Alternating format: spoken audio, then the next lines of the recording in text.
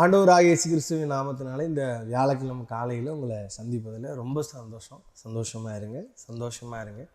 மறுபடியும் உங்களுக்கு சொல்கிறேன், சந்தோஷமாக இருப்பது தான் நம்முடைய பலம். இந்த வாரம் ஃபுல்லாக நம்முடைய குறைவுகள் எங்கெங்கெல்லாம் நம்ம குறைந்து போய் இருக்கிறோம், எந்தெந்த பகுதிகளில் நம்ம குறைவுகள் மாறணும் அப்படின்னு சொல்லி ஒவ்வொரு நாளும் தியானிக்கிறோம்.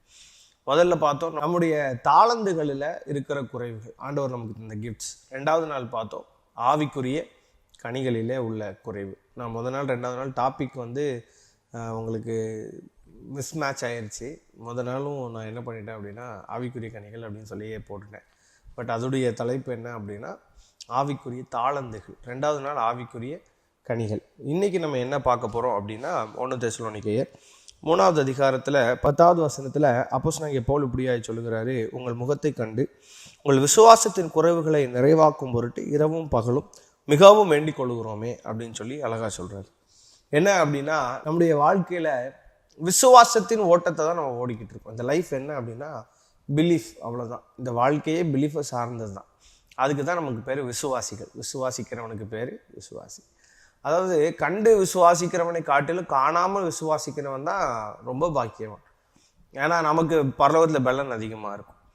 விசுவாசத்தில், இந்த விசுவாச ஓட்டத்தில் நமக்கு சோர்வு வருமா அப்படின்னா கண்டிப்பாக வரும். பிரச்சனைகள், போராட்டங்கள், நமக்கு வருகிற கண்ணீர் சூழ்நிலைகள், குடும்ப சூழ்நிலைகள், இதெல்லாம் பார்க்கும்போது கண்டிப்பாக நமக்கு நம்முடைய வாழ்க்கையில் விசுவாசத்தில் சோர்வு வரதான் செய்யும்.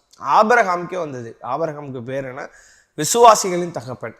அந்த ஆபிரகாமுக்கே சோர்வு வந்தது. ஆண்டவரே, இதுவரைக்கும் எனக்கு நீங்கள் பிள்ளையை தரலையே. அங்கே பைபிளில் நம்ம வாசிக்கும் போது ஆபிரகாம் ஆண்டவர்கிட்ட கேட்குறாரு, என் வீட்டு விசாரணைக்காரனாகி எலியேசர் தான் எனக்கு பிள்ளையா இருக்கானே, எனக்கு இன்னும் பிள்ளையை தரலையே, அப்போ எனக்கு என்ன செய்வீர் அப்படின்னு சொல்லி ஆபிரகாம் கேட்குறத நம்ம பைபிளில் வாசிக்கிறோம்.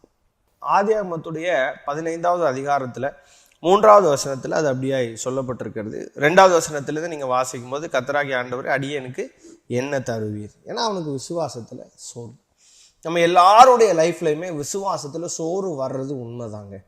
ஆனால் நம்மெல்லாம் நீதிமான்கள் 7 தரம் விழுந்தாலும் எழுந்திருப்பான். நம்ம விசுவாச ஓட்டத்தில் விழுறதே எதுக்குன்னா எந்திக்கிறதுக்கு தான். விசுவாசத்தில் சோர்ந்து போய் விழுந்துருவோம், நம்ம டயர்டாகி விழுந்துருவோம். மேரத்தான் ஓடுறவங்க பாருங்கள், நிறைய பேர் ஓடிக்கிட்டே இருப்பாங்க. ஒரு குறிப்பிட்ட நிலைமையில் அவங்களுடைய மசில் டயர்டாயிரும். அவங்களோட மசில் எல்லாம் கிராம்பிங் கிரியேட் ஆகி மசில் எல்லாம் இழுத்து பிடிச்சிக்கும், அவங்களால ஓடவே முடியாது, கீழே விழுந்துருவாங்க. அதே மாதிரி நம்ம எதுக்கு விழுறோம் அப்படின்னா இன்னொரு வாட்டி ட்ரை பண்ணணும், திரும்ப நம்ம எந்திரிக்கணும்.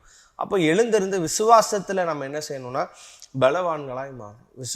நம்முடைய விசுவாசம் எப்படி இருக்கணும் அப்படின்னா பலமுள்ள விசுவாசமாக இருக்கணும். விசுவாசம் உள்ள ஜெபம் பிணியாளிகளை ரட்சிக்கும். அதனால் விசுவாசிக்கிறவளே பாக்கியவதி. நீ விசுவாசித்தால் தேவனுடைய மகிமையை காண்பாய். விசுவாசத்துக்கு ஏகப்பட்ட வசனம் சொல்லப்பட்டிருக்கு. அதனால் தேவ பிள்ளைகளே, விசுவாசத்தில் ஒருவேளை நீங்கள் குறைந்து போய் இருப்பீங்க அப்படின்னு சொன்னால் இன்னைக்கு ஆண்டவனோட விசுவாச குறைவை மாற்றுகிறார். ரெடியாக இருங்க. God bless you.